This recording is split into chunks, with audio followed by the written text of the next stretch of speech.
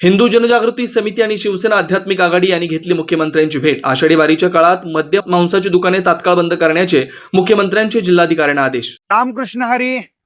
आपण आता समस्त वैष्णवजनांचं श्रद्धास्थान असणाऱ्या पंढरपूर या ठिकाणी आहोत।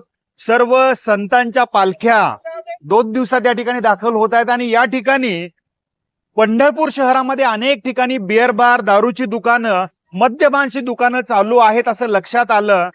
या संदर्भात वारकरी संप्रदायाचे काही संत मंडळी, शिवसेना आध्यात्मिक आघाडीचे हरिभक्तपरायण अक्षय महाराज भोसले, हिंदू जनजागृती समितीच्या वतीने माननीय मुख्यमंत्र्यांची आम्ही भेट घेतली आणि समस्त वारकऱ्यांच्या भावना लक्षात घेऊन ही दारूची आणि मटण मांस याची दुकानं तत्काळ बंद करण्यात यावीत अशी मागणी आम्ही माननीय मुख्यमंत्र्यांकडे केली।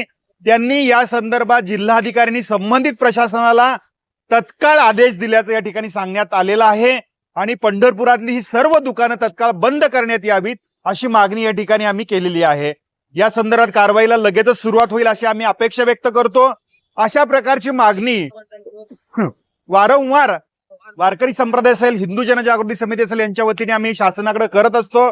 आमची मागणी ही आहे की समस्त वैष्णवजनांची तीर्थक्षेत्र आहेत, पैठण असेल, देहू असेल, आळंदी असेल, पंढरपूर असेल, आळंदी असेल, या सर्व ठिकाणीच कायमस्वरूपी तीर्थक्षेत्र जे आहे त्या ठिकाणी मद्यमांस बंदी करण्यात यावी।